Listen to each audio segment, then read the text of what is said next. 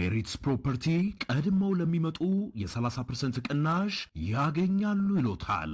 ቤተ መንግስት አቅራቢያ አራዳ ፓርክና ፍሬንድሺፕ ፓርክ ከፊትና ከኋላ ያደመቀው አፓርትመንቶቻችን ባለ 1 መኝታ ሙሉ በሙሉ ሽያጭ ማጠናቀቃችንን እየገለጽን ባለ 2 እና ባለ 3 መኝታ በካሽ ለሚከፍሉ 30% ቅናሽ የተደረገባቸውን አፓርትመንቶች እንሆ ብለናል። ባለ 2 መኝታ በ5.9 ሚሊዮን ብር ጠቅላላ ክፍያ፣ ባለ 3 መኝታ በ8 ሚሊዮን ብር አጠቃላይ ክፍያ የማለት ቀድመው ለሚመጡ በካሬ 90 ሺህ ብር የነበረውን በ63 ሺህ ብር ብቻ እየሸጥን እንገኛለን። በዚህ መንደር መዋኛ ገንዳ፣ ጂምናዚየም፣ ደረጃውን የጠበቀ ሰፋፊ ሊፍቶች፣ ምቹና በቂ መኪና ማቆሚያ ቦታዎች፣ ዘመናዊ የደረቅ ቆሻሻ ማስወገጃና አውቶማቲክ ጄኔሬተር የተገጠመላቸው እንዲሁም የከርሰ ምድር ውሃና ለተለያዩ አገልግሎቶች የሚውል ሰገነትም በአንድ አካቷል። ለበለጠ መረጃ ከታች ባለው ስልክ ይደውሉ።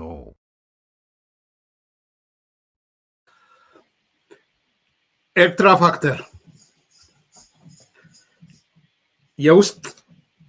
የኤርትራ የውስጥ መሟሸሽ ወይም መፍረስ አደጋና ኤርትራ ፋክተር ስቴት ፍራጃሊቲ ኤንድ ዘ ኤሪትሪያን ፋክተር በጣም ወሳኝ ነጥቦች ናቸው። ጆናስ ጻድቃን እዚህ ጋር ያነሳቸው የኤርትራ የውስጥ ጉዳይ ስንመለከት ከሚነገረን ፕሮፓጋንዳና እኛ ከውጪ እንደሚነገረን ተረጋጋ ከሚባለው በተቃራኒ ነው የሚለው። አሁን አይታችሁ ከሆነ አንዳንድ የኤርትራ ፕሮፓጋንዳ ክፍል ሰዎች ኢንክሉዲንግ ቁልፎቹን ሰዎችን ጨምሮ እዛ ኢትዮጵያ የውስጥ ሰላሟን ትጠብቅ ከኢሳያስ አፈወርቂ ጀምሮ የኢትዮጵያ የውስጥ ሰላም ጉዳይ ነው የሚያሳስበን፣ ኢትዮጵያ የውስጥ ሰላሟን ትጠብቅ፣ እኛ ኤርትራ ለረጅም ዓመታት በሰላም የኖርን ጦርነት የሌለን ሲሉ አትሰሙ? አይደለም እነሱ የኛ ልጆች ባንዳ የሆኑት የነሱ ተላላኪዎች የምን ቀይ ባህር ነው የምን ወደብ ነው መጀመሪያ የውስጥ ጉዳያችንን እንፍታ፣ የውስጥ እንትና ሰላማችንን ሳንፈታ ወደዛ መሄድ እንዴ? ሁሌ የውስጥ ሰላማችን እኮ እንዳይመጣ ኤርትራ ነው እየሰራች ያለችው። ያውቃሉ እኮ እሱ የውስጥ ሰላማችን እንዳይመጣ እኮ እየሰራች ያለችው እየሰራለው እኮ ኢሳያስ ነው፣ ግብጽ ናት።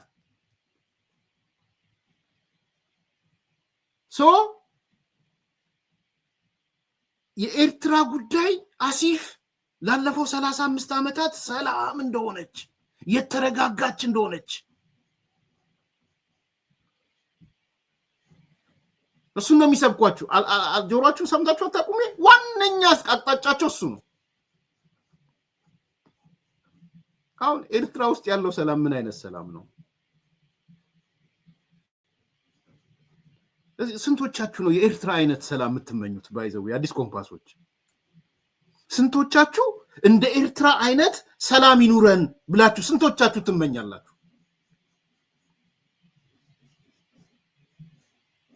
አለ ሰላም ሰላም ሁለት አይነት ሰላሞች አሉ አለ 3ም 4ም ሊኖር ይችላል። የምሰማው ሁለት ስለሚባል ነው ሁለት ያልኩት።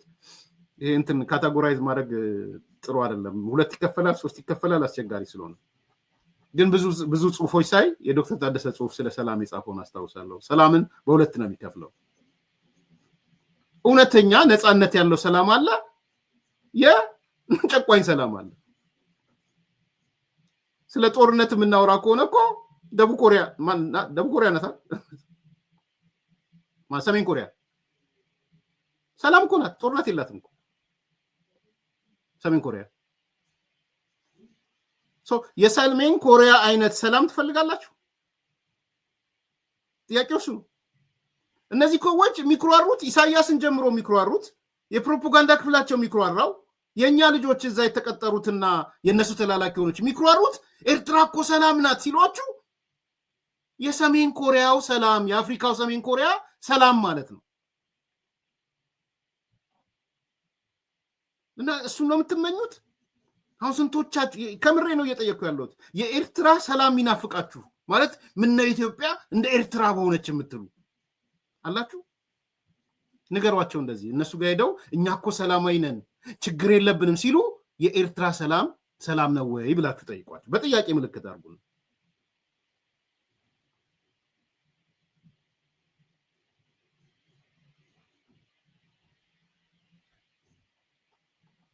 ጀነራል ጻድቃን ምንድን ነው የሚለን? ከፕሮፓጋንዳው ባሻገር ይለን ከውጪ ከሚያወሩት ባሻገር የኤርትራ ሁኔታ አስጊ ነው የሚል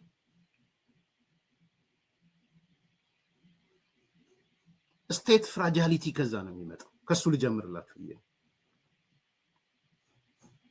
የሟሸሸ መንግስት እየመጣ ነው። እንደ አገር መክሰም ኤርትራ ውስጥ እየመጣ ነው። ድሮ ይሄ ፌልድ ስቴት ነበር የሚባለው፣ እሱን ቀይሮታን ፍራጃይል ስቴት ብለውታል። ፍራጃይሊቲ ማለት ትንሽ ማለዘብ ፈልገው ማለት ነው። ለዚህ ነው ስቴት ፍራጃይሊቲ ያለው ማለት ነው። ሶ ኤርትራ ፍራጃይል ሆናለች፣ ሟሻለች፣ እየከሰመች ነው። የውስጥ መፍረስ አደጋ እያጋጠማት ነው።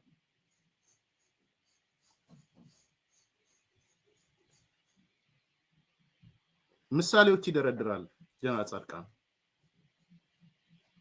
እስቲ ተከራከሩ። የኤርትራ በተለይ የሻዕቢያ ወዳጆች ካላችሁ ጻድቃን ያነሳው ውሸት ነው ብላችሁ ተከራከሩ። እኔ 1 2 3 ብዬ አነሳላችኋለሁ ከሱ እኔ የኔን ትቼ ማለት ነው። አንደኛ ይላል ኤርትራ ማለት ከፍተኛ ወታደርተኝነት ያለባት ሆናለች። ሃይሊ ሚሊታራይዝድ ካንትሪ ነው የሚለው።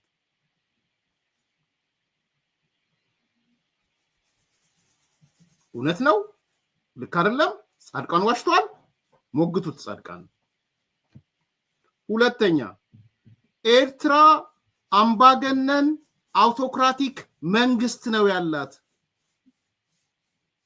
አውቶክራቲክ ጋሪሰን ስቴት ነው ያላት። ኤርትራን በቅርቡ ለተመለከታት ሰው የጦር ሰፈር ትመስላለች። ጋሪሰን ስቴት ማለት እሱ ነው፣ የጦር ሰፈር ማለት ነው። ሞግቱት። ውሸቱን ነው ጻድቃን፣ እውነቱን ነው። የጦር ካምፕ የጦር ሰፈር ነው የምትመስለው ነው የሚለው። አዝናለሁ። ይህን ደስ እያለኝ አይደለም የምናገረው በነገራችን ላይ።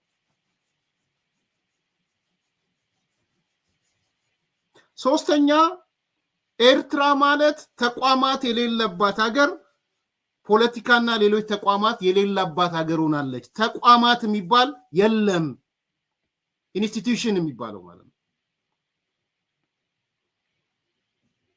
ከዚህ በፊት ደግሞ ምን አንስተናል? ሃው ስቴት ፌል ሃው ኔሽን ፌል ሶሪ አንብቡት ብያቸዋለሁ አይደል? በጣም አሪፍ መጽሐፍ፣ ብዙዎች እንደ ሪፈረንስ የሚጠቀሙት ኔሽኖች እንዴት ፌል ያደርጋሉ የሚለው አንዱ የሚያነሳው ምንድነው? የተቋማት ነው።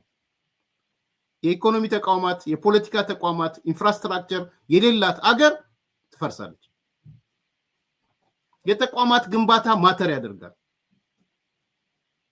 ኑና ተከራከሩ። አሁን ጻድቃን ተቋማት የሉም እያለ አሉ በሉና ተከራከሩ።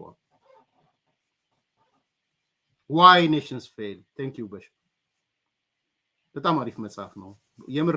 ማንም ፖለቲካ ጀማሪም ውስጥም ያለ ማንበብ ያለበት ነው። አገሮች እንዴት እንደሚወድቁ ጥሩ ምልክት ነው። በአጭሩ ግን በቃ ተቋም አገር የሚወድቀው ተቋም ከሌለው። ስለዚህ ተቋማት የሌለባት አገር ሆናለች ነው ያለ። አራተኛ የኢኮኖሚ የፖለቲካና ማህበራዊ ችግሮችን የመቋቋም አቅም የላትም። ሪዚሊየንስ የሚባለው ማለት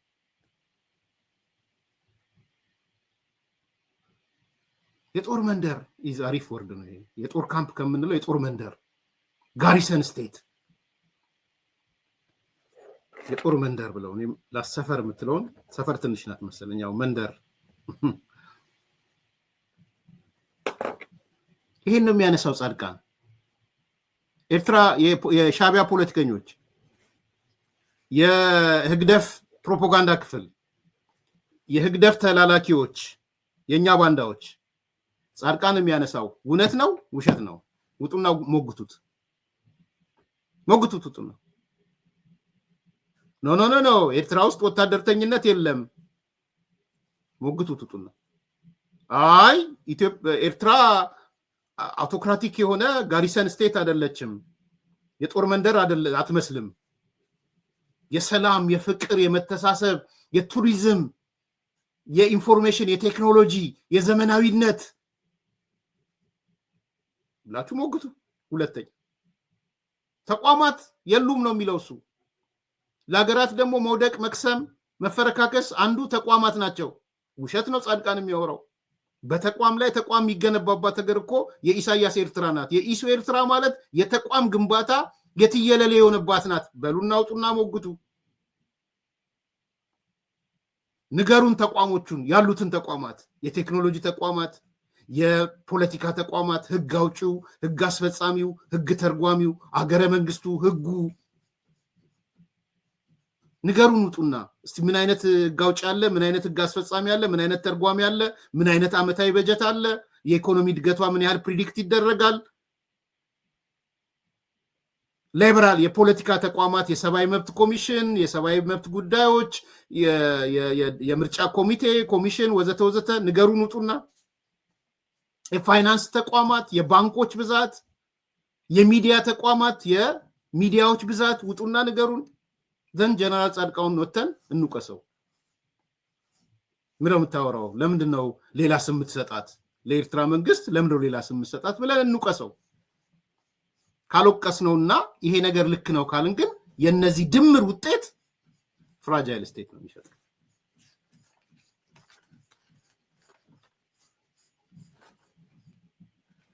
ፍራጃይል ስቴት ነው የሚፈጥረው ይሄን በደንብ ማየት ያስፈልጋል እዚህ ላይ ተጨማሪ ሐሳቦችን እንጨምራለን የኤርትራ የመክሰም ወይም የመፍረስ አደጋ ስቴት ፍራጃሊቲ እኔ እስማማለሁ ከውስጥ ነው የሚፈርሰው ባይዘው ኤርትራ ከውስጥ ነው የምትፈርሰው ቀድመን ፈጥነን መድረስ ያለብንም ለዛ ነው ባይዘው ለኤርትራ ምን ደርስላት ለራሳችንም ስንል ነው ለኢትዮጵያ ስንል ነው በሶማሊያ መፍረስ አልተጠቀምንም በሱዳን መፍረስ አልተጠቀምንም በኤርትራ ኢትዮጵያም ተሰንጥቃ ኤርትራ በመሄዷም አልተጠቀምንም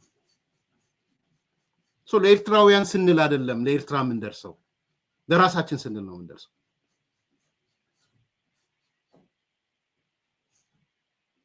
ምንድነው የሚለው ጀነራል ጻድቃን የኤርትራ መክሰም ስቴት ፍራጃሊቲ የውስጥ የመፍረስ አደጋ ነው የሚመጣው ባይዘው ለምን ተነሳ ብላችሁ ለምታስቡ ኤክስፕሌን ያደርገዋል የዚህ የቀይ ባህር ጥያቄ ኢኩዌሽኑን አደጋ ላይ የሚጥል ስለሆነ ነው ይሄን የሚያነሳው ጀነራል ጻድቃን ዝም ብሎ ኤርትራን ለመኮነን ምናምን አይደለም ያ ለአዲስ መምጣት ላለበት ላልነው የባህር በር ጥያቄ የወደብ ጥያቄ ችግር ስለሚፈጥር ነው የሚዘረዝረው ኤርትራን ፋክተር ያመጣው ፍራጃሊቲው ነው ያመጣው የውስጥ ፖለቲካ መዋቅራቸው ለኛ የባህር በር ፍላጎት የወደብ ፍላጎት ችግር ያመጣል ቢኮዝ ኤርትራ ማለት አሁን ባለችው በኢሳያስ አፈወርቂ ያለችው ኤርትራ እየፈረሰች ነው እየከሰመች ነው ልንታደጋል ልንደርስላት ይገባል ማለት ኤርትራውያንን በመደገፍ ቅድም አነሳው ላይ ከዛ ሶስት መሰረታዊ ጉዳዮችን ያነሳል ስለ ፍራጃሊቲ ሲያነሳ ማለት ነው ሶስት ቅድም ያሉትን እንዳለ ያዙና ግን ወደ መፍረስ የሚወስድ ኤርትራን ወደ መክሰም የሚወስዳት ሶስት ነገሮች በጽሁፍ ውስጥ ታገኛላችሁ አንደኛው በኤርትራ ማህበረሰብ ውስጥ በጣም የቆየ በቆላውና በደጋው ማህበረሰብ መካከል ያለ ልዩነት ነው ይላል ቀይ ካርድ ነው የመዘዘባቸው በነገራችን ላይ ጻድቃን እኔ መዝጃ ካለው ግን በጀነራል ጻድቃን ደረጃ ይሄን ኢሹ ይዞ መምጣት በጣም በጣም ከባድ ሄዴክ ነው አይተኙም አሁን ነው ኢሳያስ በዚህ ንግግር አይተው እንዳላዩዋት ያልፏታል እንጂ በጣም በጣም ከምታስፈራቸው ነጥብ አንዱ ሻቢያን የሚያስፈራው ኢሳያስ የሚያስፈራው ያውን ያነበብኩላችሁ ነጥብ ነው።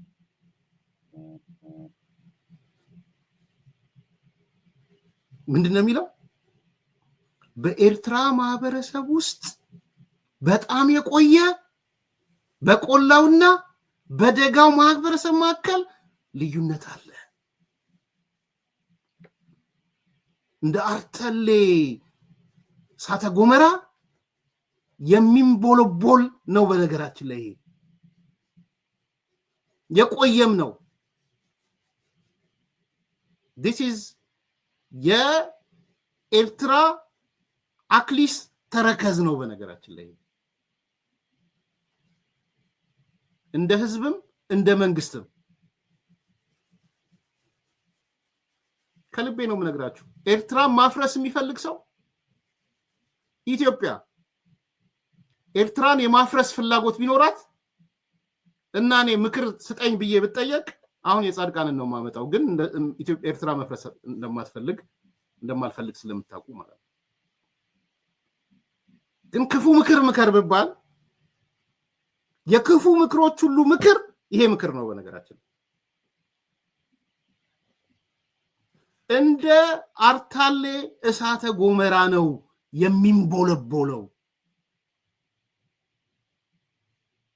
በሁለቱ ማህበረሰቦች ውስጥ ያለው ልዩነት። ክፉ ምክር ነው ያነሱ ያሉት። በፍጹም አልማክርም። if the worst comes ግን የኢትዮጵያ መንግስት ሊከተለው ይችላል። አላቅም። እኔ ፖሊሲ ውስጥ የለውም እዛ ውስጥ። ግን በዚህ ከቀጠለች ሻቢያ በዚህ ከቀጠለች የአክሊስ ተረከዟ ይሄ ነው። ስስ ብልቷ ይሄ ነው።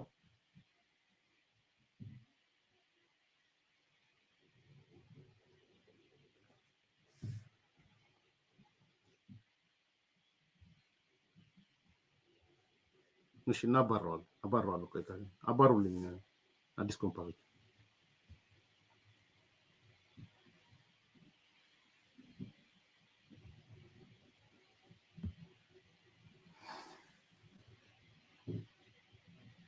ለምን ባይ ዘ ዌይ ሂስቶሪካል ነገር ልንገራችሁ። እሱ ቀጥታ የጻፈውን ላንብበውና long standing divisions between its coastal and highland population ነው። ይሄ ኮስታሉ አካባቢ ያለው ህዝብና ሃይላንዱ ያለበት ዲቪዥን ማለት ነው። I don't know ግለይሴን አውርጃለሁ። ስለዚህ ደጋግሜ ግለይስ ማውረድ አልፈልግም። ብዙ የምትፈልጉ ሰዎች ካላችሁ ግን ደግሜ መናገር ፈልጋለሁ። በመጽሐፌም ላይ ጽፈዋለሁ። ኢሳት ያለው ትልቁ ለኔ እንደ ግለይስ ወስደው ከፈለጉ ሌሎቹ ሰዱት። ስለኔ ስለ ኤርሚያስ ለገሰ ነው ማወራው። ኢሳያስን ሻቢያን ኢንተርፕሬት ያደረግንበት መንገድ ኢትዮጵያንም ጎድቷል ብዬ ነው ማምነው። ፐርሰናሊም ለኛ ስተት ነው ብዬ ነው ማምነው። በተለይ አንድ ቁልፍ ጉዳይ ላይ ምናልባት ከብዙዎቹ እኔ የዚህ ሰነድ የመቆፈር ከሲሳይና እኔ በብዛት ሰነድ የመቆፈር እንትን ስላለን ሰነድ እየቆፈርን እናወጣ ነበር። ንግግሮች እየቆፈርን እናወጣ ነበር። አባባሎች፣ ክርክሮች እየቆፈርን እናወጣ ነበር። ለምሳሌ ልንገራችሁ። ሁሌም በቃ ባነሳው ደስ የሚለኝ ግለይስ ማለት ነው። አይደጋገምም ባይዘው ግለይስ ግን ልድገምላችሁ የፖለቲካ ስላልሆነ እኔ ኢሳያስን ያሳየንበት መንገድ ግንቦት ሰባትም ሊጸጸት ይገባዋል። ኢሳት ውስጥ ያሉ ሰዎች አሁን ወደ ህሊናችን የተመለሱ ዲታች ሊያደርጉ ከዛ መጸጸት አለባቸው ይሄ ነው።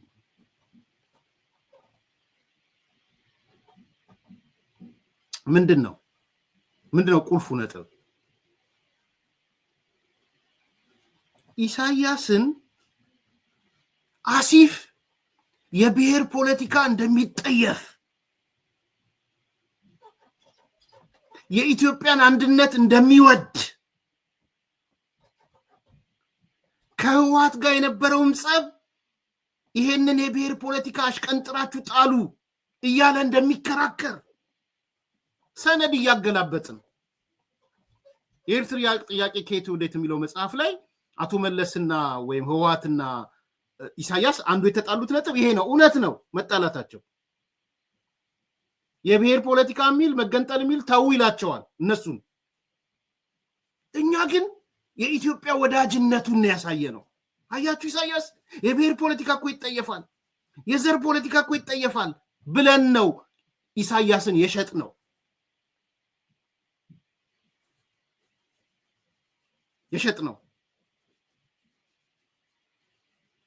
እውነቱ ግን ምንድነው? አሁን ያነሳውላችሁ የአክሊስ ተረከዝም። ለምንድነው የአክሊስ ተረከዝም የሆነው? የኢትዮጵያ ሳይሆን የኢትዮጵያም ነው የኤርትራም ስስ ብልት በኤርትራውያን መካከል ያለው አውራጃዊነት፣ ወረዳዊነት ክፍፍል ሃይማኖታዊም ነው። በነገራችን ላይ ጀብሃና ሻዕቢያ ጋር ያለው አንዱ ልዩነት እሱ ነበር። ጀብሃን ለማጥፋት የተነሳው በዛ ነው አንደኛው።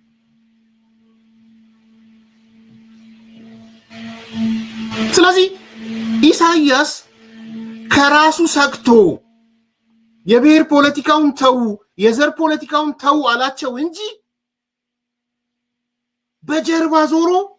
በጀርባ ዞሮ የሚያደራጀው የዘር ፖለቲካ ነበር ኢትዮጵያ ላይ።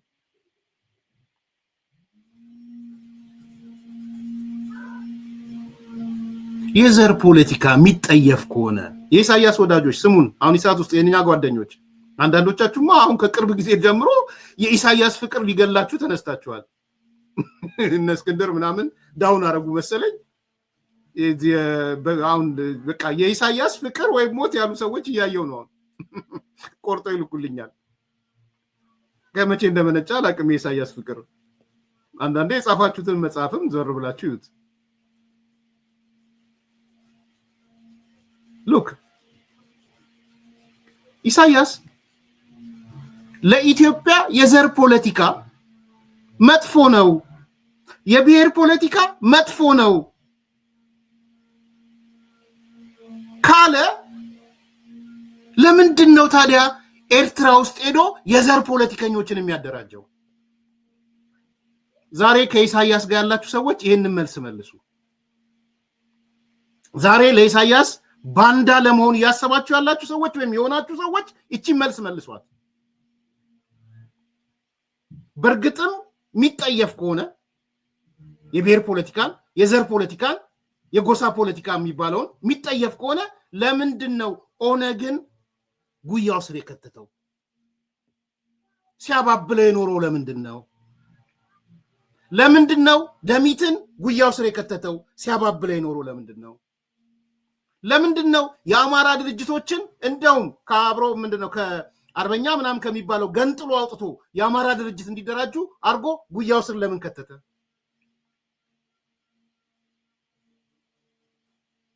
ለምንድን ነው ሶማሌን ለመገንጠል የሚፈልጉ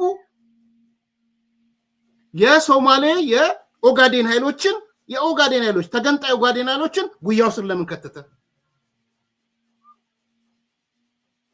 ለምንድን ነው የጋምቤላ ነፃ አውጪን ጉያ ስር የከተተው? ለምንድን ነው የቤኒሻንጉል ጉሙዝ ነፃ አውጪ ታጣቂዎችን ጉያው ስር የከተተው? በሙሉ እነዚህ የብሔር ድርጅቶች ናቸው፣ ሲዳማ ነፃ አውጪን ጨምሮ። እስቲ መልሱ ይሄን። በርግጥም ኢሳያስ ኢትዮጵያን የብሔር ፖለቲካ ያጠፋታል፣ ኢትዮጵያን የምታደገው ከብሔር ፖለቲካ ነው ካለ ለምን እነዚህን አካላቶች ሄዶ አደራጃቸው? ኦሮሚያ ሀገር የምትመሰረት፣ ትግራይ ሀገር የሚመሰረት፣ ሲዳማ ሀገር የሚመሰረት፣ ሶማሊያ ሀገር የሚመሰረት፣ ቤኒሻንጉል ሀገር የሚመሰረት ለምን አደራጀ? ቢኮዝ የኢትዮጵያን ስስብልት ስለሚያውቀው። የኢትዮጵያ ስስብልትም እሱ ጋር ስስብልት ስለሆነ ኢትዮጵያውያኖች ተጠንቀቁ፣ የብሔር ፖለቲካ ወደኔ እንዳታመጡ ነው የሚለው።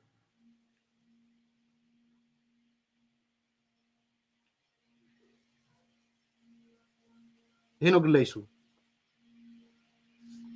ኢሳያስ ኢትዮጵያን ወዶ አይደለም፣ ወዷትም ማቅ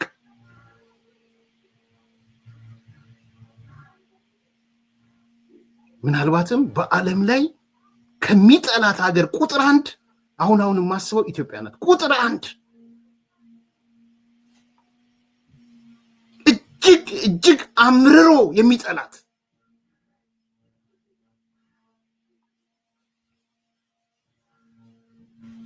ይሄ ነው እውነቱ። አስተካክሉ ከዚህ በኋላ ሆፕፉሊ እኔ አስተካክያለሁ።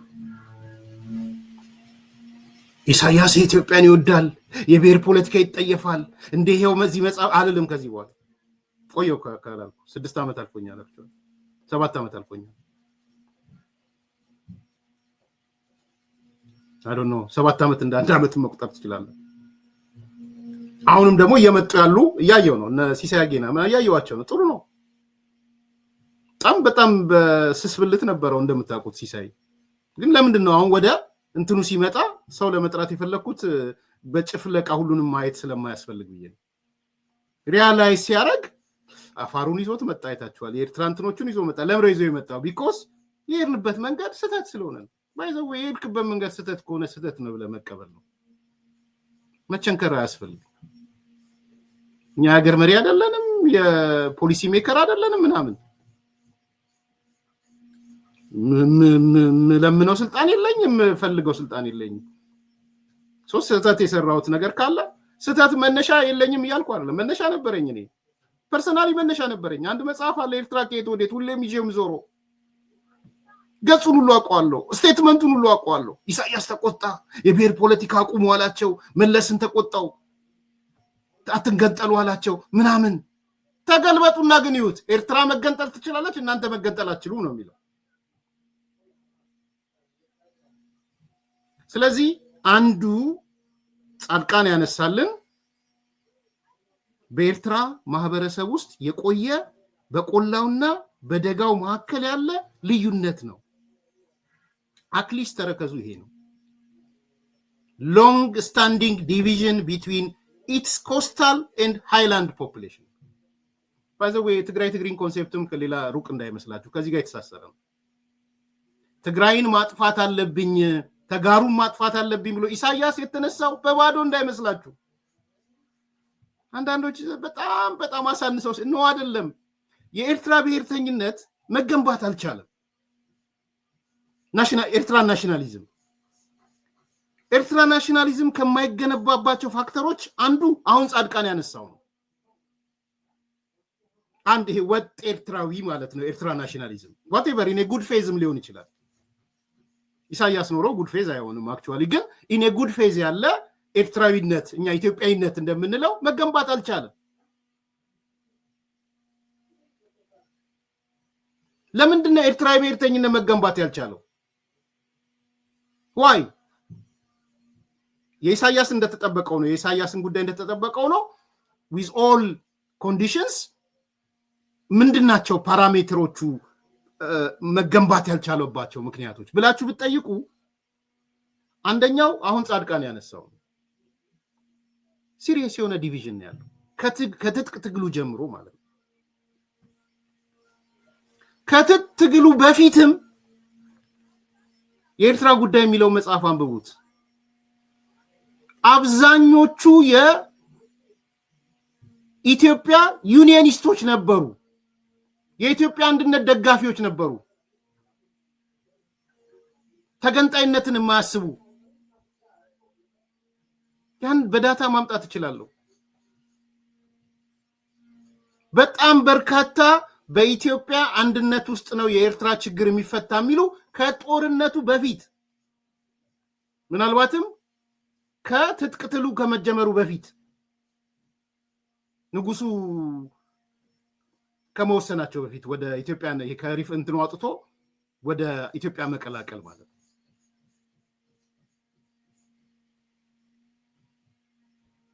ስለዚህ ከዛ ይጀምር ከሩቅ ነው፣ ከንጉሱ ጀምሮ ነው የሚጀምረው።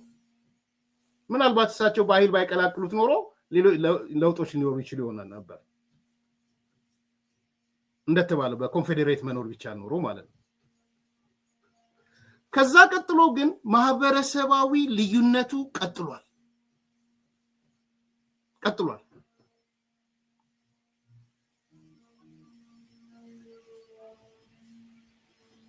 ዛሬ ዝም ብሎ አይደለም ጻድቃን ያመጣው ኤክስፓየር አይደለም አላደረገም እንደውም እሳት ጎርሶ ይወጣ ነው አነሳላችኋለሁ ከጻድቃን ተነስቼ ሆን ብዬ ቆየሁትም እዚህ ላይ ጭንቅላታቸውን እንዲደነግጡ ስለምፈልግ ነው የኢትዮጵያ መንግስትም ኢትዮጵያውያንም ለኤርትራ ክፉ ምናስም ቢሆን የትኛው ያክሊስ ተረከዝ ነው ብትንትናቸው የሚያወጣው የሚለው እናቃለን እናንተ የኛን አክሊስ ተረከዝ ፈልጋችሁ እንደሄዳችሁት ሁሉ ሚል ለሻቢያ መልእክት እየላኩኝ ነው በነገራችን ላይ እኔ ኤርሚያስ ጻድቃን ይላከውን ማለት ነው እናንተ ዛሬ ፋኖ ህወሓት ኦላ ምናምን ኦነክሽን ያላችሁ የምታደራጁትን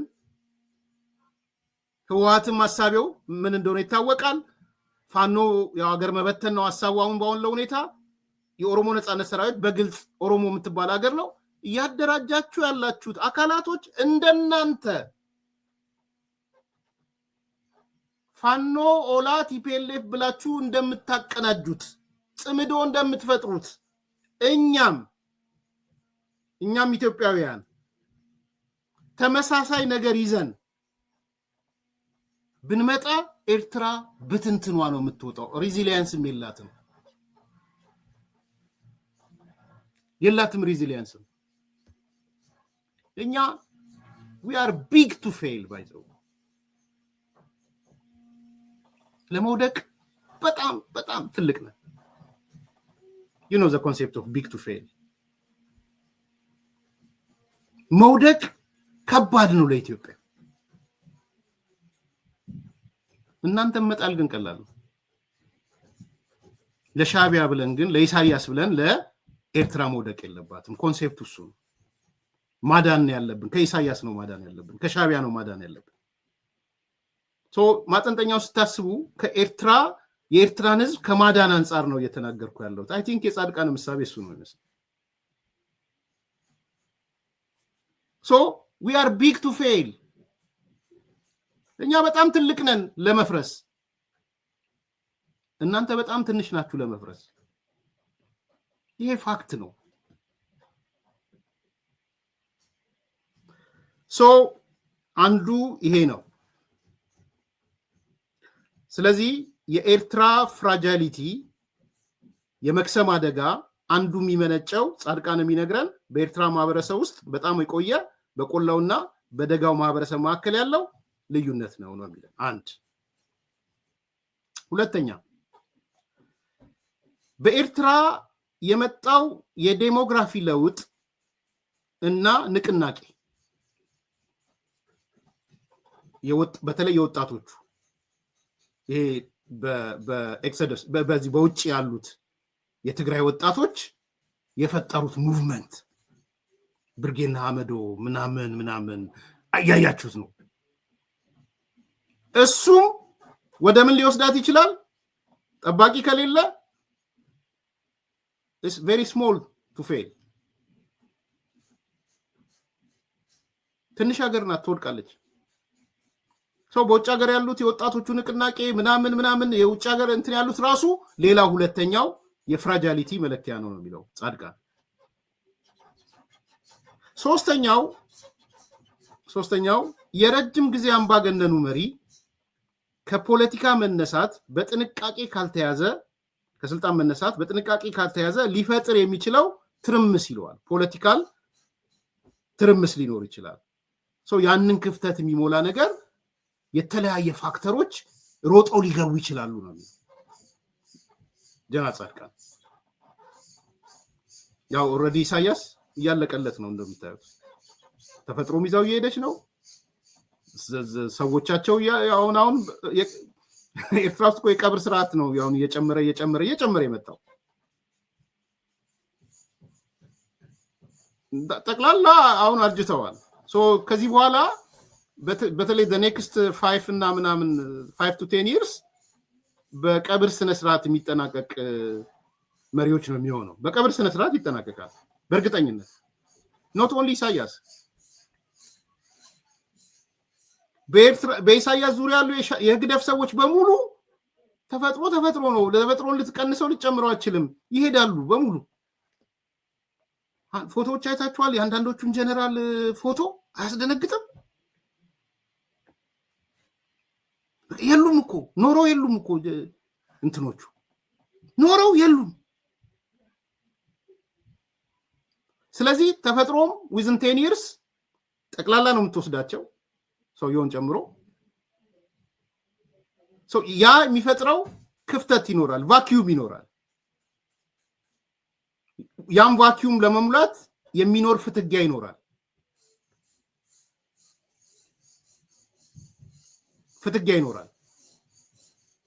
ፍትጊያው አንደኛ የውጭ ኃይሎች ሊገቡበት ይችላል። እዛ ፍትጊያ ውስጥ ያሰፈሰፉ ስላሉ። ሁለተኛ የአካባቢው ኢትዮጵያ፣ ሱዳን፣ ወዘተ ጅቡቲ ምናምን ሪጂናል ሊገቡ ይችላሉ፣ ጣልቃ ሊገቡ ይችላሉ፣ በተለይ ኢትዮጵያ። ሶስተኛው ውስጣዊውን መፈረካከስ ሊመጣ። ስለዚህ የኢሳያስ መሄድ አፍተር ኢሳያስ የሚባለው ድህረ ኢሳያስ ያንን ቫኪዩም የሚሞላ ነገር ከወዲሁ ያስፈልጋል ነው እያለ ያለው። ያ ቫኪዩም ግን ወደ እንዴት ሊወስዳት ይችላል? ኤርትራን የመክሰም አደጋ ውስጥ ሊከታት ይችላል።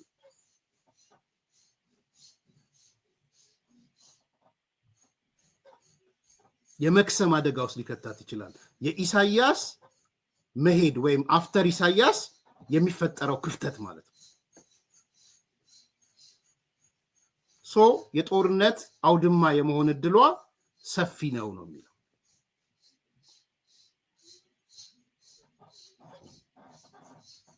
ሶስተኛው ይሄ ነው።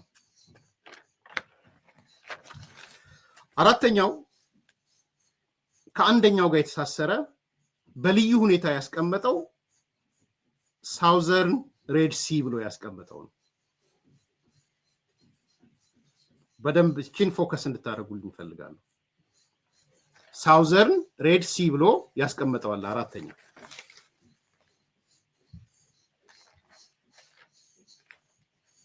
ስለዚህ የኤርትራ ፍራጃሊቲ ስቴት ፍራጃሊቲ ስናይ ቅድም ያስቀመጥናቸው ነጥቦች ወታደርተኝነቱ፣ ጋሪሰን ስቴት መሆኑ፣ የጦር መንደር መሆኑ፣ የኢኮኖሚ ፖለቲካ ሬዚሊየንስ አለመሆኗ፣ ኤርትራ ከውስጣዊ የሚመጣ ስጋት በዋናነት የሟሸሸ ወይም የከሰመ መንግስት ሊያረጋት ይችላል።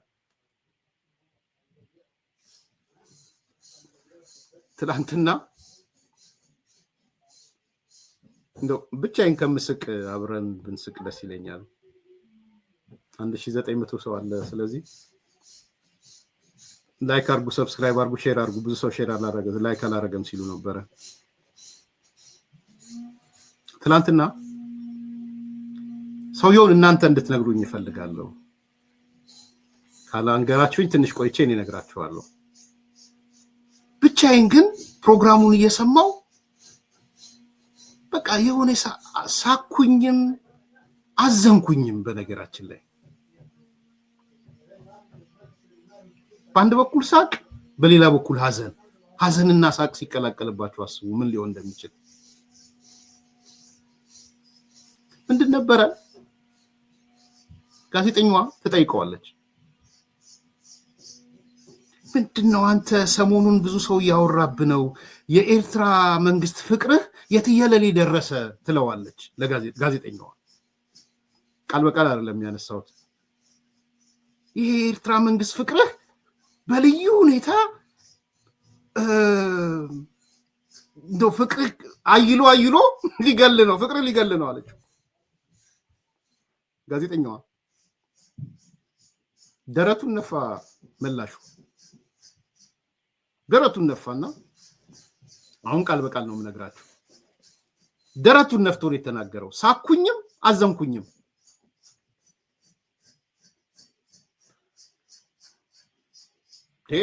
ድሮስ አላት ዝርክርክነትና አባካኝነትን አንፈቅድም ብለው በነጠላ ጫማ በሚሄዱ መሪዎች እንዴት አልቀና አላት። መቅናት አለብኝ እንጂ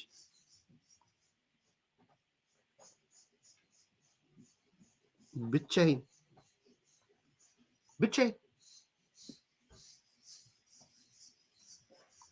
ዝርክርክነትና አባካኝነትን አልፈቅድም ብለው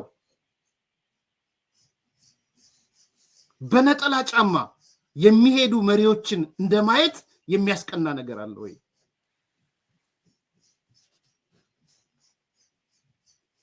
ምን ነው ወንድም ያንተ በነጠላ ጫማ አልሄድክም?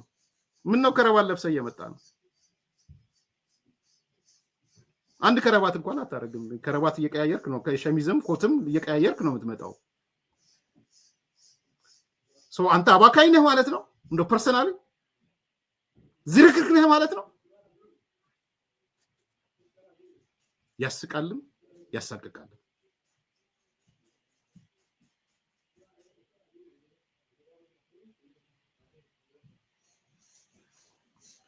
ለአንተ የኢሳያስ አፈወርቂ ነጠላ ጫማ ማድረግ የክብር መገለጫ ነው ማለት ነው።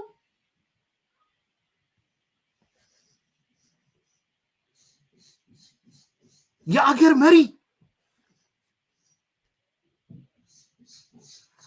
አበስ ገበርኩ በሉና ጻፉ በእናታችሁ። ብቻዬን ሳኩ፣ ብቻዬን አዘንኩ፣ ብቻዬን ተሳቀቅኩ። ለምን እኔ ብቻ ልሳ እናንተም ተሳቀቁ፣ አብራችሁ ሳቁ። that much ሄደህ እኮ ጀስቲፋይ ማድረግ የለብህም። you don't need to justify. I know you are a grand justifier, ግን በዛ ልክ የሚመጣ ጀስቲፊኬሽን ነገ ሰው ይጠይቃል እኮ። ግራንድ ጀስቲፋየር ነውር ነው እኮ በጣም። አንተው አይደለህ እንደ ስቁንቁን ያልከን እንዴ? እናምጣው እንደ ቪዲዮውን። እኔ እኮ አይመጥንም ብዬ ነው የተውኩት። ስቁንቁኑ ኢሳያስ ያልከን እኮ አንተ ነህ። የት እንክተተው? እሱን ነው ካጠፋው አጥፍቻለሁ ማለት ይቻላል።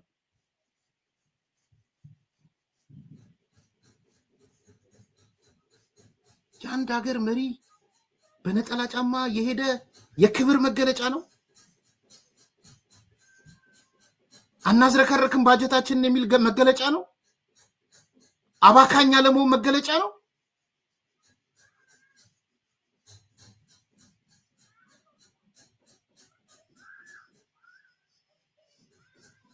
ምን ነው ታዲያ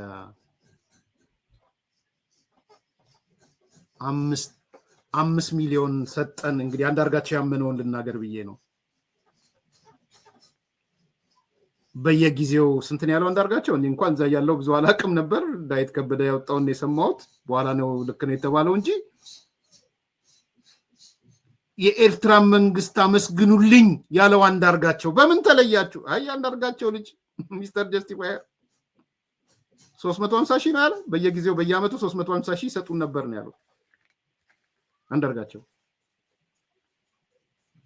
ከዛ ምን አለ አንዳርጋቸው መጣና ይገርማችኋል እኮ አለ የኤርትራ ባለስልጣናት የለበሱት ሸሚዝ ከመታጠቡ ብዛት ነትቦ አለ። የሆነ አንድ ሸሚዝ ለብሰህ በየጊዜ ስታጥበው እንዴት እንደሚነትብ ማለት ነው። የነተበ ሸሚዝ ማድረጋቸው የነተበ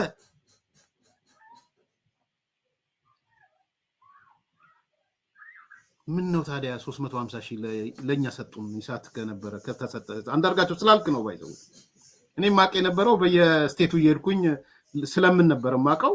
ከልመናዬ ባሻገር ገንዘብ ነበረ ተብሏል። እሱን አላቅም። የማቀውን አቃለው ነው ምለው ባይዘው። የማላቀውን አላቅም። እኔ ኤርትራ ገንዘብ እንደምትሰጥ አላቅም።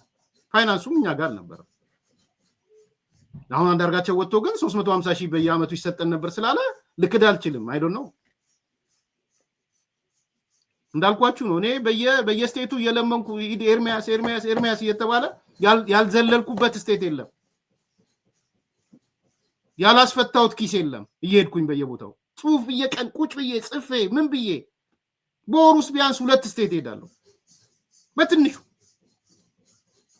የሰው ቦርሳ ነው ስንልብ ነበረው። እኔ ማቀው እሱን ነው። የህዝብ ገንዘብ ነው ብዬ ነው ይሳት ማቀ ነበረው። በኋላ ነው አንዳርጋቸው መጥቶ ኧረ በአመት እንደው አመስግኑልኝ ኤርትራን ያለው እሱ ነው። ግን ምን አለመታና የነተበ ሸሚዝ ከመታጠቡ ብዛት የነተበ ሸሚዝ የሚያደርጉ እኮ ናቸው የኤርትራ ባለስልጣናት። የነተበ ሸሚዝ ክብር ነው እንዴ? በነጠላ ጫማ መሄድ ክብር ነው እንዴ? የአንድ ሀገር ፕሬዝዳንት ይሄንን አንደበት ወጥቶ ሲናገር አያፍርም? አይሸማቀቅም? ስቁንቁን ያልከው ሰውዬ ደግሞ ሚስተር ግራንድ ጀስቲፋየር አይልቃል። ደግነቱ ሌላ ሚስተር እንዳላወጣ እንጂ ጫካም ያሉት ወይ ጎጃሞቹ ለምንድን ነው ኤርሚያስ ከይልቃል ጋር የሚያስተሳስረን? እኛና ይልቃል እኮ ግንኙነት የለንም ብለው መርዶ እንትን ልከውልኛል። ወቀሳ የነገረኝን ሰው ይቅርታ ጠይቃለሁ።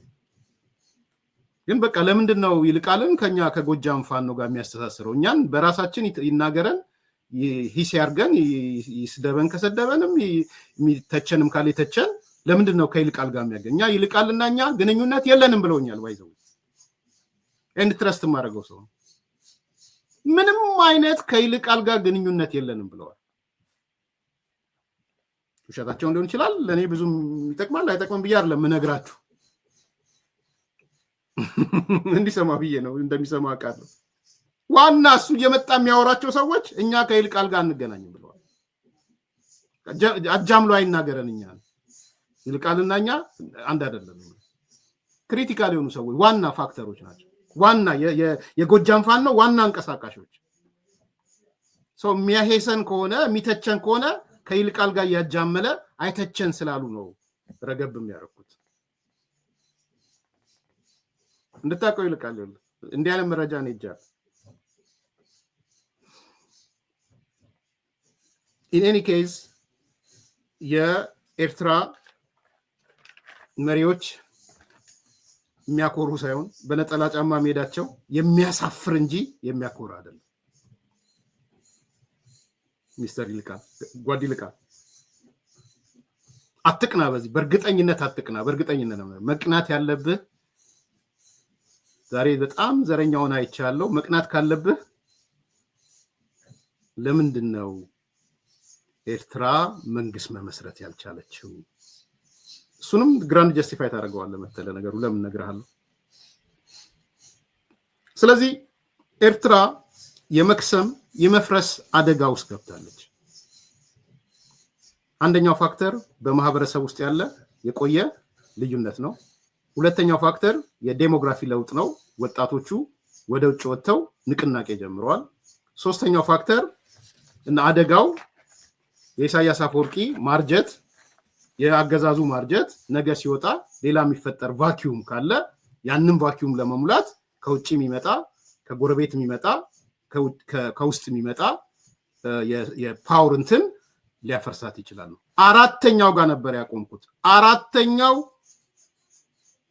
ሳውዘርን ሬድ ሲ ነው ያለው ጀነራል ጻድቃን። አሪፍ ፖይንት ነው። ኤርትራኖች ምን ይሉታል አለ እሱ? ደንከል ዞን ይሉታል። የደንከል ዞንም ደንከል ነው DENKELIA የደንከል ዞን ሲባል እንሰማለን መሰለኝ። በኤርትራውያን ቋንቋ የደንከል ዞን የሚባለው ሳውዘርን ሬድ ሲ ማለት ነው። ይሄም ሌላ አደጋ ነው የሚለው። ሌላ አደጋ ነው የሚለው ምንድነው ግን? ይሄ ቬሪ ኢምፖርታንት። ሳውዘርን ሬድ ሲ ደናኪል ነው የሚባለው። እስቲ በትክክለኛውን ደንከል ነው መሰለኝ አይደል የሚባለው? ድሮ ደንከል ሲባል ነው። ሌላኛው ስጋት ያለው ከኤርትራ አንፃር ደንከል የሚባለው ደንከል ዞን የሚባለው ደናክል ኦር ደንከል ያው አፋር እንደማለት ነው። በሌላ አነጋገር እመጣለሁ። ይሄ አካባቢ የአፋር ተወላጆች ያሉበት ነው ይላል። እነዚህ አፋሮች ደግሞ ከኢትዮጵያ በብዛት የሚኖሩና ማህበራዊ ትስስራቸውም ከኢትዮጵያ ጋር የሆነ ነው ይላል። ማን? ጀነራል ጻድቃን።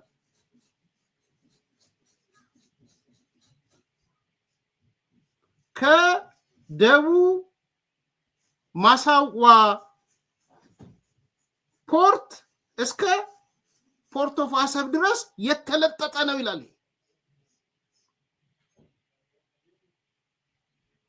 ከማሳዋ ወደብ እስከ አሰብ ወደብ ድረስ ደንከል ያሉት ማለት ነው። 600 ኪሎ ሜትር የተለጠጡ በሰርፌስ ደግሞ 60 ኪሎ ሜትር ስፋት ያላቸው ይላል። 600 ኪሎ ሜትር ርዝመት 60 ወርድ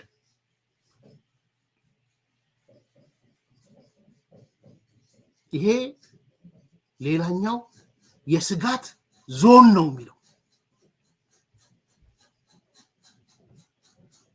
እውነት ነው። በጣም ደስ ብሎኛል ይሄን ፖይንት ይዞ ስለመጣ ጻድቃን። ትንሽ ግለይስ ቢያረግ ደስ የሚለኝ ጻድቃን አሁን ወደ ኋላ ተመልሰህ እንዲህ ማለት ባልፈልግም ትንሽ እንደው ግለይስ ቢጨምርበት ከኢትዮ ኤርትራ ጦርነት በፊትም አዞት ሊሆን ይችላል አቶ መለስ ግን የአፋር ህዝብ ላይ በርግጥስ ቲፒኤልኤፍ እሱ ጀነራል ኢታማዦር ሹም በነበረ ሰዓት የተከተሉት መንገድ ልክ ነበረ ወይ? እሷን ቢጨምርባት ጥሩ ነበር። የግዴታ መቀጥቀጥ ያስፈልጋል ብዬ አላምንም። ግን አፋሮችን እንደ አፋር ኤግዚስት እንዳያረጉ የህወሓት ሚና በእነሱ ፖለቲከኛ እሱ ወታደር ነው የታዘዘው ነው የሚፈጽመው ግን አምኖበት ይሆን አላረቅም። ግን በአፋር ወጣቶች ላይ በአፋር ፖለቲካ ድርጅቶች ላይ በአፋር ላይ የተፈጸመውን ግፍ የማይረሳ ግፍ በሻቢያና በህወሓት ትብብር ሳንድዊች ቲዮሪ ተጠቅመው እንዳይሆን ያደረጓቸውን ነገር ቢጻፍ ደስ ይለኛል። ወይም የሽግግር ፍትህ ውስጥ ቢገባ ደስ ይለኛል። ያ አፋር እንድትጠፋ ተደርጎ የአፋር ሊቅ ዛሬ በመጻፉ ደስ ብሎኛል ብያቸዋል። በጣም ጥሩ ነው። ስለ ጻፈ ግን አልቀጠቅጠውም መጥቼ ፋርዘር ለኬዙን ግን ኬዙን ለማሳደግ ልክ ነህ 600 ኪሎ ሜትር የያዙ አፋሮች አሉ 60 ኪሎ ሜትር የያዙ አፋሮች አሉ እንዳልከው ደንከል ምናምን የሚባል ዞን ውስጥ ነው ያለው። እነዚህ ሰዎች ደግሞ ማህበራዊ ትስስራቸው በአብዛኛው ከኢትዮጵያ ጋር የተሳሰረ ነው። ኢትዮጵያዊነታቸውን ነው የሚያምኑት እነዚህ ሰዎች። እነዚህ ህዝቦች ላይ ግን የተፈጸመው ወንጀል ምንድን ነው?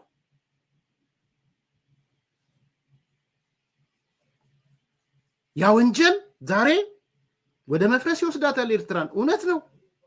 በደንብ አድርጎ ነው ወደ መፍረስ የሚወስዳት። ትፈርሳለች። አፋሮች ጋር ያለው ነገር ቀላል እንዳይሆን ለዚህ ነው ሻቢያ ተጠንቀቅ፣ እረፍ። የኢትዮጵያን የብሔር ኃይሎች ተገንጣይ ኃይሎች ባደራጀ ቁጥር እንደ ድሮ ቲፒኤልኤፍ ዝም ብሎ የሚያይ የለም። እረፍ። ፎር ኤቭሪ አክሽን ኢኳል ኤንድ ኦፖዚት ሪአክሽን አለ። ኒውተን ምናምን ኤክስሎ አለ። ተው የምንለው ለዚህ ነው። ባይዘው ፋኖ እናደራጃለሁ ስትል ሌላ ይደራጅብሃል። ኦነግ ሸኔን አደራጃለሁ ስትል ሌላ ያደራጅብሃል። ተገንጣዩና ፋንክ ህወሓትን አደራጃለሁ ስትል ሌላ ይደራጅብሃል። እረፍ። በባዶ አይደለም ረፍ እየተባልክ ያለው ደንከል እየመጣብህ ነው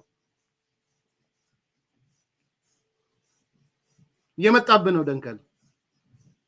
የሚቀጥለው ጦርነት ከመጣም የአሰብ ጦርነት አይደለም ጦርነቱ፣ የወደብ የባህር በር አይደለም ጦርነቱ፣ እረፍ የተባልክበት ነው ጦርነቱ የሚሆነው።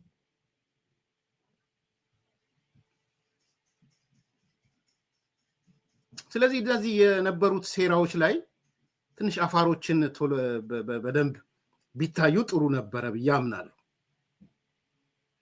አንዳንዴ እንባቸውን ማበስም ተገቢ ነው ብዬ ስለማምን በከረዩ ዳይቨርስ ተደረጉት ወደ አፋር አገር እንዳይወርድ ቀይሩ እና እንግዲህ እነሱ በኢትዮጵያ ሁሉ ተበድለዋል፣ ግን አፋርን ይበልጥ በድለዋል። ለምን ያውቃሉ? አፋር መሳሪያ ካለውና እንደነበር ከተውት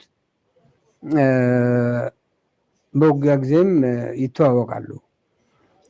ስለዚህ እነሱ ይህን ህዝብ አንበርክከው ረግተውት አዳሂተውት መሳሪያ ሁሉ ገፈው ያው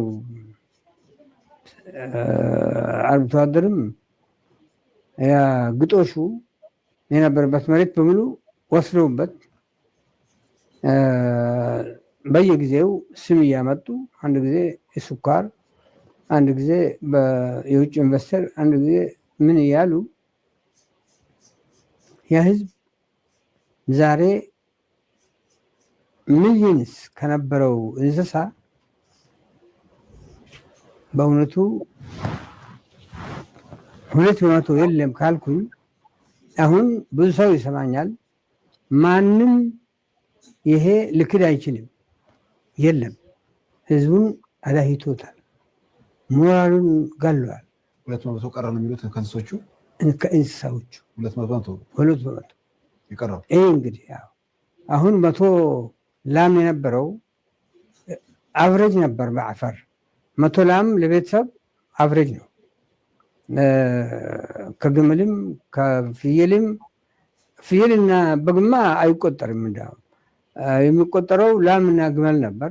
ይሄ ከ100 ያነሰ የነበረው ቤተሰብ የለም። ሀብታሞቹ በሺህ ቤት ነበር። ነገር ግን አቨሬጅ 100 የታወቀ ነው። ይሄ ምሳሌም አለበት። እንዲያውም ያን ጊዜ እንግዲህ ይበቃል። በጣም ነው እኮ የሚያሳፍረው። በጣም 25 ዓመት ኢትዮጵያ በየዓመቱ የህዝብ ስቃይ እየበዛ ያ አሁን ኩዌት አሁን ስለ አፋር መለስ ካልኩኝ በኃይለሥላሴ ጊዜ ከ46 ዓመት በፊት የኢትዮጵያ ኩዌት የተባለችው ኤሪያ ዛሬ ህዝቡ በህይወቱ ልመና የማያውቅ ህዝብ ለማኝ ሆነዋል። ይንበላ የለውም፣ እንስሳ አልቋል። ሌላ ቀርቶ ነቸር እንኳን ዲስትሮይ አድርገዋል። ወንዙን በከረዩ ዳይቨርስ ተደረጉት፣ ወደ አፋር አገር እንዳይወርድ ቀይሩ እና እንግዲህ እነሱ በኢትዮጵያ ሁሉ ተበድለዋል፣ ግን አፋርን ይበልጥ በድለዋል። ለምን ያውቃሉ? አፋር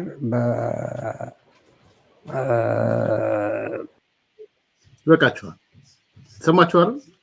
የተፈጥሮ ወንዝ እንኳን አቅጣጫ እንዲስት ተደርጓል፣ ከአፋር እንዲወጣ ማለት ነው።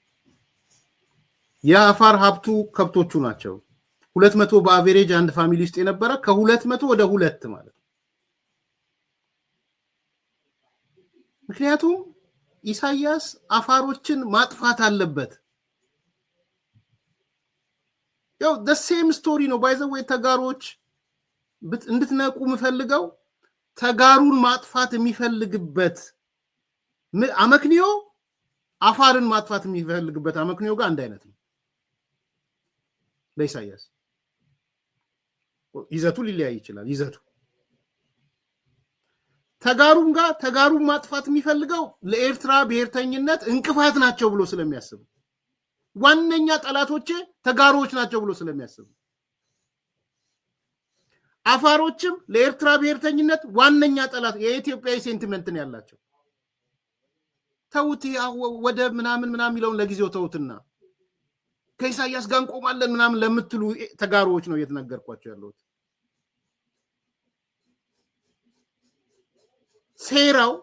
የሴራው ጥንስስ በጋራ አፋሮችን ለማጥፋት የተሰራ ጥንስስ ነው።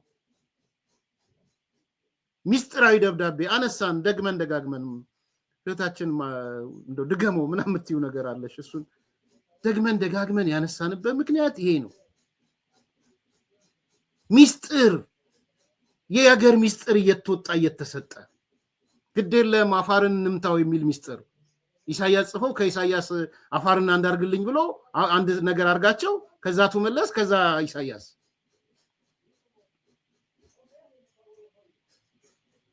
ሆኖም ደብዳቤው በማን ተወስኖ ተጻፈ የሚለው ነው እያነጋገረን የቀጠለው። የሽግግሩ መንግስት ካበቃና ኤርትራን በተባበሩት መንግስታት ድርጅት እውቅና ከተሰጣት በኋላም በሁለቱ መንግስታት በተለይም በሁለቱ መሪዎች መካከል የነበረው ግንኙነት ሕግና ስርዓት የተከተለ የየሀገራቱን ነጻነትና ህልውና ባከበረ መልኩ ነው ወይ የሚለውን ጥያቄ የሚያስነሳ ከ28 ዓመታት በፊት በሁለቱ መሪዎች መካከል በግል በእጅ ጽሑፍ የተለዋወጡትን ደብዳቤ ማስታወስ ተችሏል። ጠቅላይ ሚኒስትር መለስ ዜናዊና ፕሬዚዳንት ኢሳያስ አፈወርቂ በነሐሴ ወር 1989 የተመላለሱት ደብዳቤ ኢትዮጵያ የገንዘብ ለውጥ ለማድረግ መዘጋጀቷን፣ ይህንንም ለኢትዮጵያ ህዝብ ይፋ ለማድረግ ከኤርትራ በኩል ስምምነት እየተጠበቀ መሆኑን ያስረዳል። ጠቅላይ ሚኒስትር መለስ ዜናዊ ገንዘቡን በመስከረም ወር 1990 የመለወጥ እቅድ መኖሩንና ገንዘቡ ታትሞ መግባቱን ከፕሬዝዳንት ኢሳያስ ጋር ደብዳቤ በሚለዋወጡበት ወቅት ስለ ጉዳዩ የኢትዮጵያ ፓርላማ አለማወቁንም ደብዳቤው ያብራራል። ሁለቱ መሪዎች በትግርኛ ቋንቋ በእጅ ጽሑፍ የተለዋወጡት ደብዳቤ ድንበር አካባቢ አለመግባባቶች እንዳሉባቸው፣ በሌላም በኩል የአፋሩን አማጺ አርዱፍን በጋራ ለመውጋት እየተንቀሳቀሱ መገኘታቸውንም ያስረዳል። የዚህን ደብዳቤ የአማርኛ ትርጉም በዚህ ዘገባ እናስታውሳለን። በቅድሚያ ደብዳቤውን የጻፉት ፕሬዝዳንት ኢሳያስ ሲሆኑ ከሱ እንጀምራለን። ጓድ መለስ እንደምን ሰንብተሃል? ዛሬ እንድጽፍልህ ያደረገልኝ ባዳ አካባቢ ያለው አሳሳቢ ሁኔታ ነው። በመካከላችን ያለው ድንበር በዘልማድ የሚታወቅ እንጂ በትክክል ነጥሮና ተረጋግጦ ያወቅነው ወሰን አለ ለማለት አይቻልም። የዛሬና የወደፊት ዝምድናችን አንጻር ብዙም ክርክር አድርገንበት የቆየነው ጉዳይ አይደለም። ለወደፊትም ቢሆን እምብዛም የሚያከራክርና የሚያሳስብ አይመስለኝም። እውነቱ ይሄ ሆኖ ሳለ አልፎ አልፎ ግን በተለያዩ ጊዜያት በተለያዩ ቀላል ምክንያቶች ግጭቶች ሲከሰቱ ተስተውሏል። በአካባቢው የሚገኙ ኃላፊዎችም በወንድማዊነት መንገድ ግጭቶችን ለማብረድና ችግሩን ለመፍታት ሲሞክሩ ቆይተዋል። በዚህ ሰሞን ግን አዲምሮግ አካባቢ ሰራዊታቸው የወሰደው የኃይል እርምጃ በእውነቱ እጅግ የሚያሳዝን ነው። ሁኔታው ወታደራዊ ኃይል እርምጃ እስከ መጠቀም የሚያደርስ ምክንያት አልነበረውም። ይህን ያህል አንገብጋቢና አሳሳቢ ቢሆንም እንኳን በወንድማዊነትና በመነጋገር በመግባባት ችግሩን ለመፍታት ባላስቸገረ ነበር። ከናካቴው ስለ ድንበር ጉዳይ ማንሳት ቢፈለግ እንኳን አግባብ ባለውና በተሻለ መልኩ መፍታት ይቻላል። ይህ የተወሰደው እርምጃ አስፈላጊ ወዳልሆነ ግጭት እንዳያመራ ካሁኑ መገታት አለበትና አንተው ራሱ አስቸኳይ እርምጃ እንድትወስድ አሳስባለሁ። ከሰላምታ ጋር ኢሳያስ አፈወርቂም 16/08/97 በኢትዮጵያ አቆጣጠር ነሐሴ 10 1989። ከጠቅላይ ሚኒስትር መለስ ዜናዊ ለፕሬዝዳንት ኢሳያስ የተሰጠ ምላሽ። እንዴት ሰነበት? የጻፍካትን ደብዳቤ ተመልክቻለሁ። በድንበር አካባቢ ያለው ሁኔታ ጥሩ እንዳልሆነ እኔም ሰምቼ ነበር እና የማነ የመጡ ጊዜም ከነ ተወልደ ጋር እንደተነጋገሩበት አውቃለሁ። የባድ አካባቢ ችግር ይፈጠራል የሚል ግምት አልነበረኝም። ምክንያቱም ጓዶቻችን የያዙትን ስፍራ ከዚህ ቀደም የሚያጋጭ ስላልነበረና ወደፊትም ችግር በሚከሰትባቸው አካባቢዎች አስቀድሞ የመግባባቱ አስፈላጊነት ስለታየን ነው። የኦጎጎሞ ወይንም አርዶፍ ተደራጆች በአካባቢው የፈጠርነውን ሰላም እያደፈረሱብን ስለነበር እነርሱን ለማባረር ተንቀሳቅሰናል። በተረፈ የወሰን ጉዳይን በተመለከተ ቀደም ሲል እነ ተወልደ የደረሱበት ስምምነት ስላለ እሱን መሰረት በማድረግ ሁኔታውን ማርገብ እንዳለብን ይሰማኛል። ምናልባት ደግሞ ወሰን የመከለሉ ጉዳይ በሁለታችንም በኩል ዝግጅት ተደርጎበት ወደ አንድ መቋጫ መድረስ ያስፈልግ ይሆናል።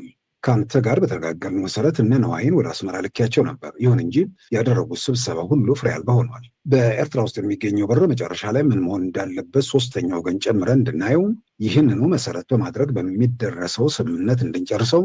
ይህ እስኪሆን ግን የገንዘብ ቅያሪ መቆየት ስለማይችል የአፈጻጸም ሂደቱንና ገንዘብ ቅያሪ በኋላም ሊኖር ስለሚገባው የንግድ አፈጻጸም እነ ነዋይ እንዲጨርሱ ከአንተ ጋር በተነጋገርነው መሰረት ነበር የላኳቸው።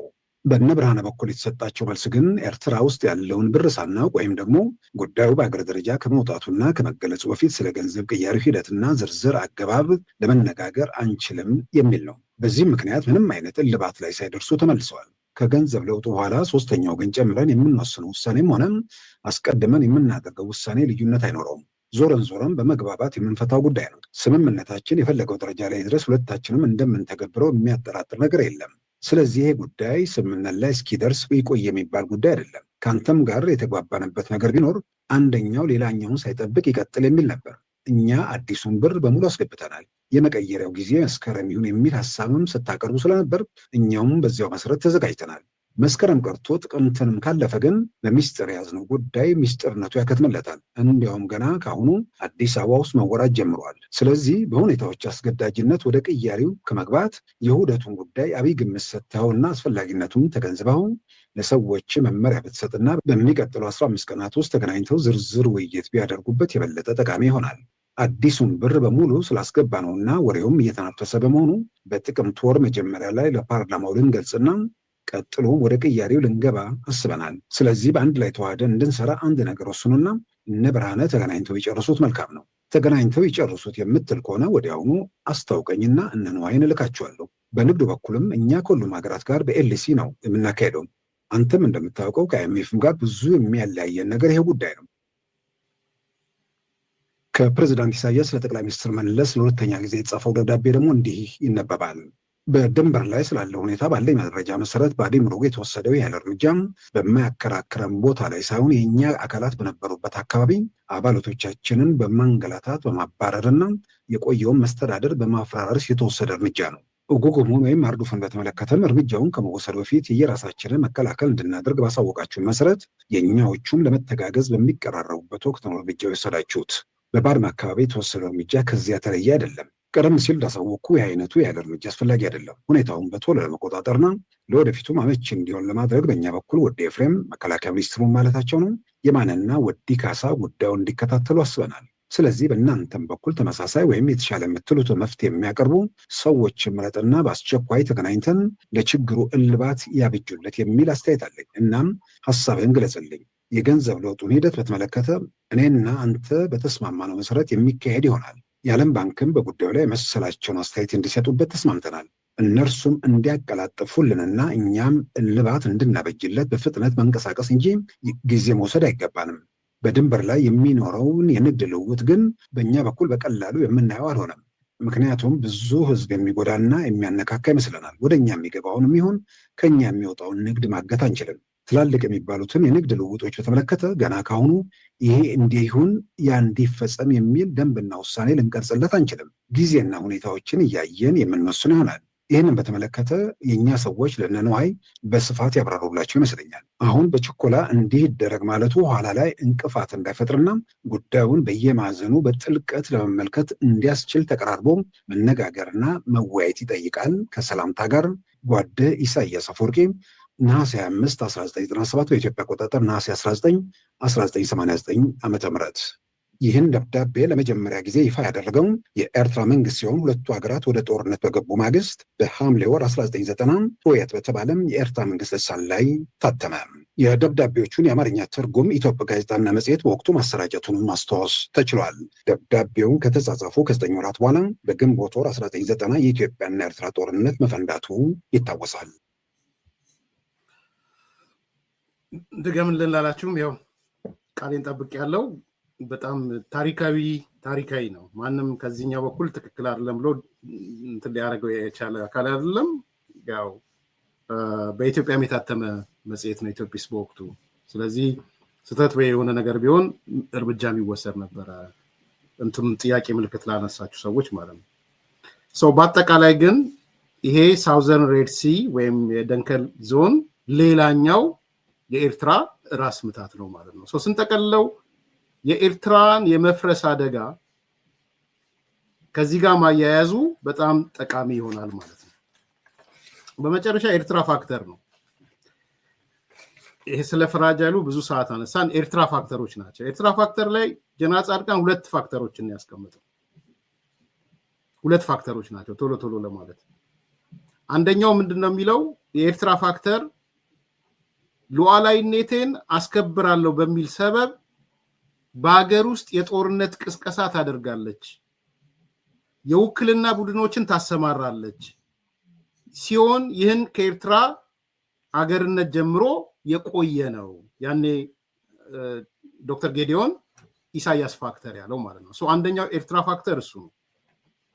ሁለተኛው ፖሊሲ ወይም ሁለተኛው ኤርትራ ፋክተር ትላልቅ አቅም ያላቸውን በተለይም ሀብታም የሆኑትን የመካከለኛው ምስራቅ የጠቅላይነት ዓላማ ላላቸው አካላት የእጅ አዙር እቅድ አስፈጻሚ ሆና ታገለግላለች። ተላላኪ ናት፣ የሌሎች ፍላጎት አስፈጻሚ ናት። ይሄ ሁለተኛው የኤርትራ ፋክተር ነው ማለት ነው። ይሄ ደግሞ ይላል በኢትዮጵያ ላይ አንድምታ አለው። የኤርትራ ፋክተር ሁለቱ የኤርትራ ፋክተሮች ማለት ነው። ምንድነው አንድምታው የሚለው ጀነራል ጻድቃን ሁለቱም የኤርትራ ፋክተሮች ወይም ፖሊሲዎች በኢትዮጵያ ላይ ብሔራዊ የደህንነት ስጋት የሚጥሉ ናቸው። የቀይ ባህር አጀንዳ ለኢትዮጵያ ብሔራዊ ደህንነት ጉዳይ በመሆኑ ለሌሎች አካላት ብቻ አሳልፈን አንሰጥም። በዚህ ምክንያት ኢትዮጵያ በፍጹም መታገስ የለባትም፣ አትታገስም ነው ያለው ጀነራል ጻድቃን። እቺ ወርድ በጣም ወድጃታለሁ። ሁለቱ የኤርትራ ፋክተሮች የሚያመላክቱኝ ነገር አለ ጀነራል ጻድቃን ኢትዮጵያን የብሔራዊ ደህንነት ስጋት የሚጥሉ ፋክተሮች ናቸው ሁለቱም ፋክተሮች። ስለዚህ ይሄ የኢትዮጵያ ብሔራዊ ደህንነት ስጋት የሚጥሉ ፋክተሮች ፖሊሲዎች ኢትዮጵያ ለሌሎች አካላት አሳልፋ የምትሰጠው አይደለም፣ በፍጹምም አትታገስም፣ መታገስም የለባትም ነው። ቦልድ ነው የሆነው ጀነራል ጻድቃን። በነገራችን ላይ በጣም ጠንካራ አቋም ነው ያራመደው። በመሆኑም ለሁለቱ ሀገራት ብቻ ሳይሆን ለቀጠናው ሰላም፣ ደህንነትና መረጋጋት ሲባል በቀይ ባህር ጉዳይ ሌላ አማራጭ ያስፈልጋል ይለናል። ማን? ጀነራል ጻድቃን። ይህ አማራጭ ምንድነው? ይሄኛው አማራጭ ኢትዮጵያን ወደ ባህር በር መመለስ። ኢኩሊብረሙ የሚመጣው መፍትሄ የሚመጣው ለውጥ የሚመጣው ሰላም የሚመጣው መረጋጋት የሚመጣው ኢትዮጵያን ወደ ቀይ ባህር በመመለስ ነው። the path to a new equilibrium and sustainable peace ነው የሚለው ማሳረጊያው። እንግዲህ የሁሉ ያወራነው ነገር ድምዳሜ መቋጫው ይሄ ነው። መቋጫውን ሳላነሳ መለያየት ስለሌለብን ማለት ነው። የኤርትራ ፋክተርም የኤርትራ እንደ ሀገር የመቀጠል የመፈራረስ ስጋትም የውጮቹ ማሰፍሰፍም ቱርክ አለች፣ ኢራን አለች፣ በአንድ ሳይድ ሳውዲ አረቢያ አለች፣ ዩኤኢ አለች፣ በሌላኛው ሳይድ አሜሪካ አለች፣ ፈረንሳይ አለች፣ ቻይና አለች፣ በሙሉ እንዲህ ብሎ የመጡ ማለት ነው። ደግሞ የግብጽ ፖሊሲ አለ። የግብጽ ፖሊሲ በጣም ኢንተረስቲንግ ነገር ትላንትና ሌላ ያየሁት ቃለ መጠይቅ ሄዳችሁ እንድታዩ ምጋብዛችሁ የዶክተር ወዳጄ ነው፣ በጣም ወዳጄ ነው። የዶክተር ብርሃኑ ሌንጂሶን ኢንተርቪው ሄዳችሁ ስሙት። ከብሩክ ጋር ያደረገው በጣም አሪፍ ኢንተርቪው ነው ያደረገው። እንደውም የተወሰነ ይዤው እመጣለሁ ቆርጬ ማለት ነው። ብርሃኑ ወዳጄ ነው። ከወዳጅነት ተነስቼ አይደለም ግን ይሄን የምለው በጣም አሪፍ መጽሐፍ ጽፏል። በዚህ አጋጣሚ እመጣለሁ እያልኩ ጊዜ እንትን አለኝ። እሱ ላይ አንድ የሚናገራት ነገር አለች ዶክተር ብርሃኑ ሌንጂሶ ማለት ነው። ምን ይላል? የግብጽ ናሽናል ኢንተረስት ይላል ዶክተር ብርሃኑ፣ የግብጽ ናሽናል ኢንተረስት ኢትዮጵያ ናሽናል ኢንተረስት እንዳይኖራት ማድረግ ነው። ገብቷችኋል አባባሉ? የግብጽ ናሽናል ኢንተረስት ምንድነው ተብሎ ቢጠየቅ አለ ዶክተር ብርሃኑ ሌንጂሶ የግብጽ ናሽናል ኢንተረስት ኢትዮጵያ ናሽናል ኢንተረስት እንዳይኖራት ማድረግ። በጣም የሚገርም አባባል እኮ ነው። ግብጾች የብሔራዊ ጥቅማቸው ፖሊሲ ኢትዮጵያ ብሔራዊ ጥቅም እንዳይኖራት ማድረግ ነው። የሚገርም አባባል ነው። እውነት ለመናገር እንደ ኮት ተደርጎ መወሰድ ያለበት ነው። የግብጽ ናሽናል ኢንተረስት ምንድነው ተብሎ ቢጠየቅ አለ የግብጽ ናሽናል ኢንተረስት ኢትዮጵያ ናሽናል ኢንተረስት እንዳይኖራት ማድረግ ነው። ይሄ ነው the whole የተሰራለውም ይሄ ነው። ስለዚህ አዲሱ መንገድ the path of the new equilibrium and sustainable peace ምንድነው የሚለን ጻድቃን? ኢትዮጵያን ወደ ባህር በሩ መመለስ ነው። የተረጋጋ ቀጠና እንዲኖር፣ ሰላም እንዲኖር፣ ሁሉ ነገር እንዲኖር ኢትዮጵያን ወደ ባህር በሩ መመለስ ነው። ይሄ ይጠቅማል ነው የሚለን። እናመሰግናለን ጀነራል ጻድቃን። ርዕስ ላይ ጠቀስኩላችሁን አጫጭር መረጃዎች ልስጣችሁና የዛሬን ፕሮግራም ልጨርስ። አንደኛ፣ አዲስ ኮምፓስ በደረሰው መረጃ በቲዲኤፍ እና በቲፒኤፍ መካከል ወይ ራሱን ቲዲኤፍ የሚለውና ራሱን ቲፒኤፍ የሚለው መካከል ዛሬ ግጭቶች ተነስተው መዋላቸውን ሰምተናል።